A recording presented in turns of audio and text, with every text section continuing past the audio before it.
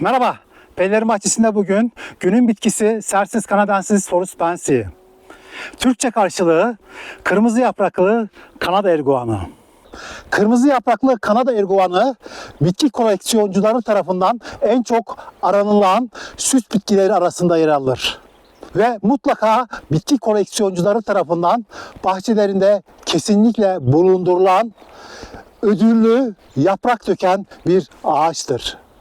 Özellikle çiçeklenmesiyle sıra dışı ağaçlar arasında yer almaktadır. Şimdi size bu kırmızı yapraklı Kanada erguvanının pembe çiçeklerinin dallarda, ana dal üzerinde, yan dallar üzerinde ve gövde üzerindeki çiçeklenmesini yakın çekimden göstermek istiyorum.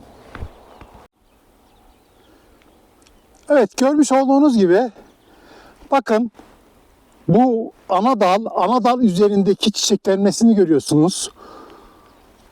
Burada yan dallar üzerinde de bakın müthiş yoğun bir çiçeklenmesi söz konusu.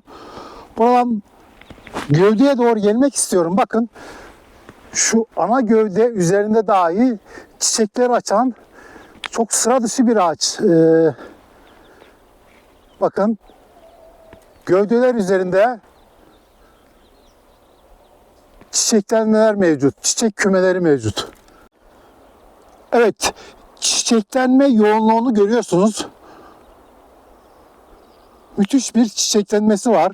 Çok yoğun bir çiçeklenmesi var. Ayrıca fauna için özellikle arıları ve kelebekleri müthiş bir şekilde çeken bir ağaç. O yüzden mutlaka bahçenizde bulundurmanız gereken bir ağaç. Kırmızı yapraklı Kanada erguvanı. Bakın çiçeklenmesine. Çok yoğun bir çiçeklenmesi var.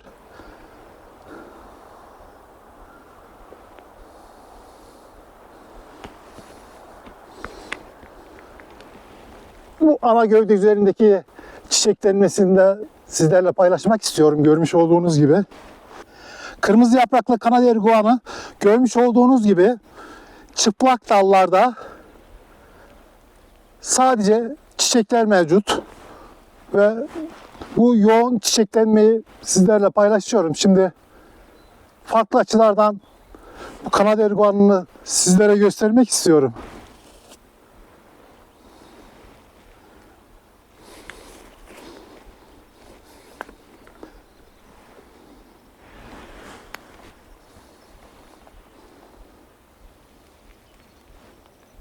Görmüş olduğunuz gibi bu çiçekler dallarda uzun süre kalabiliyor. O açıdan da bahçenize güzel bir manzara sağlıyor. Kırmızı yapraklı Kanada erguvanının bir diğer özelliği ise çiçeklenme süresinin çok uzun olması. Yaklaşık 15 gün önce çiçeklenmeye başladı. Bir hafta 10 gün daha üzerinde kalacağını düşünüyorum. O yüzden çok uzun süre bu çiçek kümeleri dallarda bu şekilde asılı kalıyor. Bu özelliğiyle de diğer süs bitkilerinden çok farklı, çok özel bir süs bitkisi kırmızı yapraklı Kanada erguvanı. Kırmızı yapraklı Kanada erguvanı cinsin soğuğa en dayanıklı türüdür. Dolayısıyla bitkimizi en soğuk bölgelerden en sıcak bölgelere kadar çok geniş bir yelpazede yetiştirmemiz mümkündür. Bölge 5'ten bölge 9'a kadar çok rahatlıkla yetiştirebileceğimiz bir süs bitkisi. Kırmızı yapraklı Kanada erguvanı tam boyuna ulaştığında, yani yetiştiğinde 6 ila 9 metre genişliğe ve 6 ila 9 metre yüksekliğe kadar ulaşmaktadır. Kırmızı yapraklı Kanada erguvanını diğer erguvan çeşitlerinden ayıran en temel özelliklerinden biri de özellikle Cercis sylvestrum çeşidinden çok daha hızlı büyümesi. Yaklaşık yıllık sürgünleri 50 ila 60 santimetreyi bulmaktadır. Kırmızı yapraklı Kanada erguvanının en önemli özelliklerinden biri de yapraklarıdır. Yapraklarının boyutları 7 ila 12 santimetre boyuna ulaşmaktadır. Yaprakları yakın çekimden görüyorsunuz. Yeni yaprakları.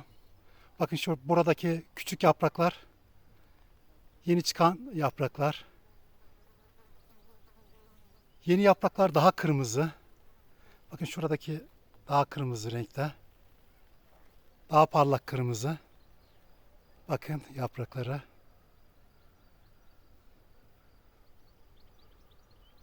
Dairesel bir yapıya sahip yapraklar. Genel olarak ve kalp şeklinde. Çok büyük yapraklar oluşturuyor.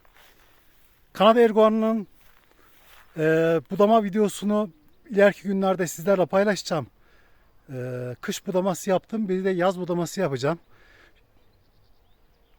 Kanada erguvanı çok büyük yapraklara sahip olduğu için rüzgardan çok etkilenen bir ağaç. Bakın daha da büyüyecek bu yapraklar. 10 santimetre çapında var bu yaprakların çapı. Daha da büyüyecekler. Çok büyüdükleri zaman dallara müthiş bir ağırlık biniyor. Bu ağırlığa bağlı olarak da dallarda kırılmalar oluyor. Bakın şu bağlamış olduğum yeşil iple, bağlama ipiyle bağlamış olduğum kısım geçen yıl rüzgarda kırılan dal. Onu bağladım bu şekilde. İnşallah bu dal tekrardan kırılmaz. O yüzden mutlaka sıkı bir budama yapmamız gerekiyor. Kış budaması yaptığım önümüzdeki günlerde ilkbaharın bitmesiyle yaz başı gibi bir de yaz budaması yapacağım ki dallardaki yükü azaltayım.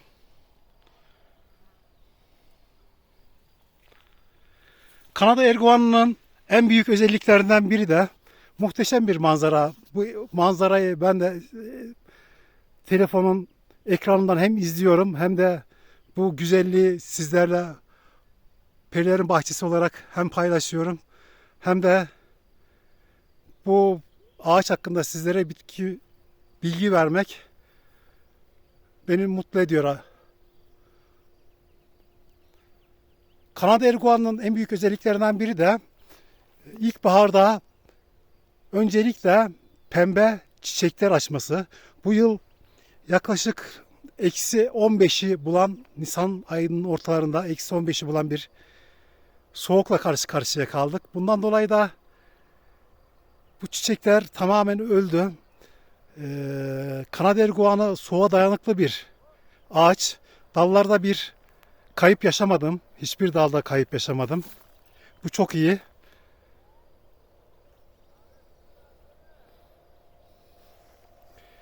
Öncelikle dallarda pembe çiçekler oluşuyor. Pembe çiçekler sonrası yapraklar oluşmaya başlıyor. Bu görmüş olduğunuz yapraklar muhteşem. Yaz ortası gibi sonbahara doğru bu yaprak rengi biraz koyu yeşil rengini de alıyor.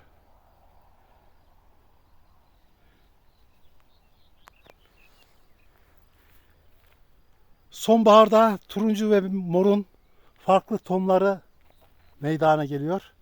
Sonbahar renklenmesi de çok güzel. Ama ilkbahar tabii ki. Şu görmüş olduğunuz renkler harika renkler.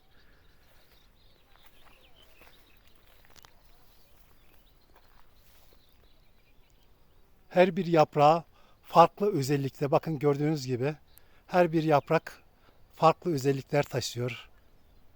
Her biri farklı bir güzellik. Bakın. Çok güzel yaprakları var. Bakın büyük yapraklar, küçük yapraklar. Evet, çiçeklenme yoğunluğunu görüyorsunuz. Müthiş bir çiçeklenmesi var. Çok yoğun bir çiçeklenmesi var. Ayrıca fauna için özellikle arıları ve kelebekleri müthiş bir şekilde çeken bir ağaç. O yüzden mutlaka bahçenizde bulundurmanız gereken bir ağaç. Kırmızı yapraklı Kanada erguvanı. Bakın çiçeklenmesine. Çok yoğun bir çiçeklenmesi var.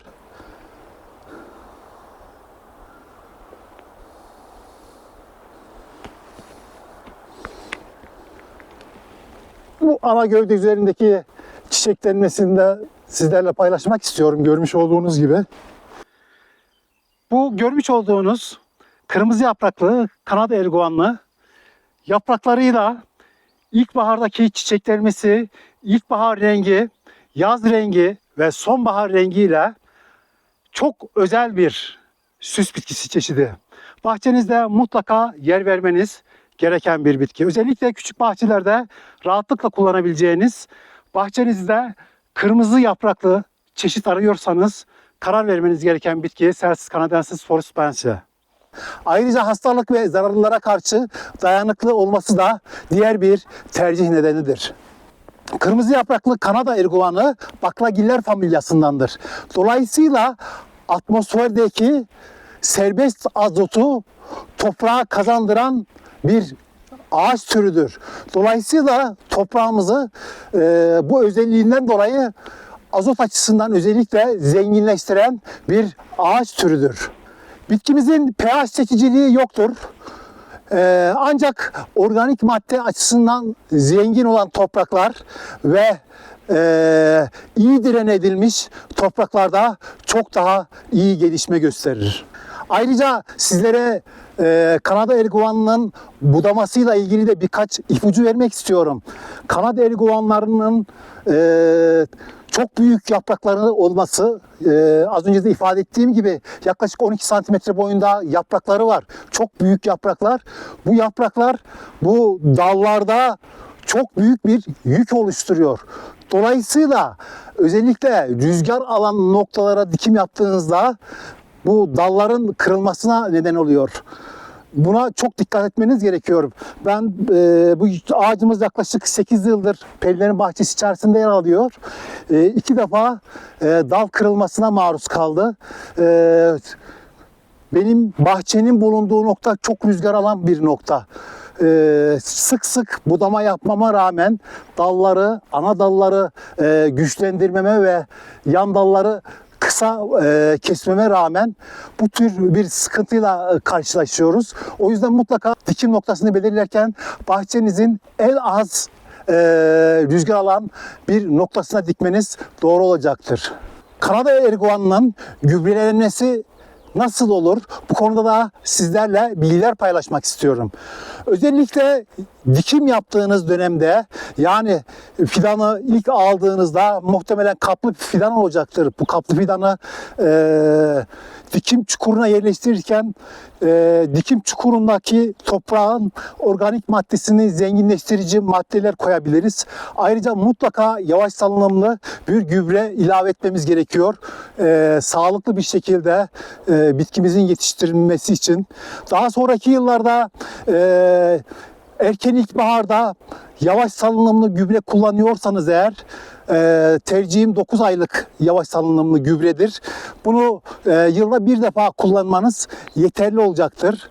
Bitkimiz istediğimiz boyuta ulaştıktan sonra bu yavaş salınımlı gübre miktarını azaltıyoruz.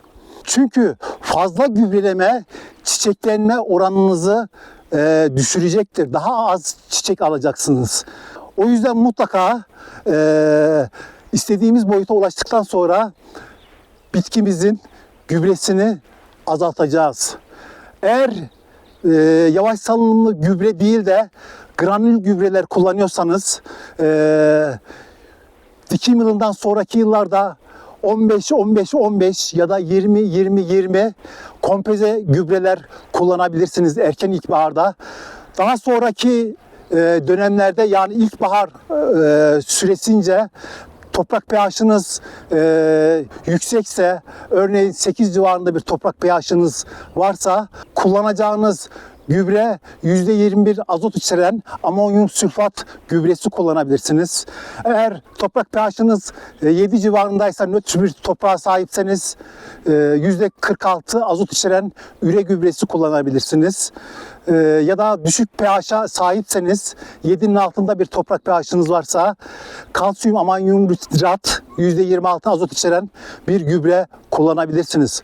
Bu gübre miktarları az önce de ifade ettiğim gibi azotu ilkbahar döneminde 3 ya da 4 parça halinde verebiliriz. İlkbahar dönemi boyunca bitkimiz istediğimiz boyuta ulaştıktan sonra sadece 15-15-15 ya da 20-20-20 içerikli bir granül gübre yeterli olacaktır. Bir sonraki videomuzda buluşmak üzere. Hoşça kalın.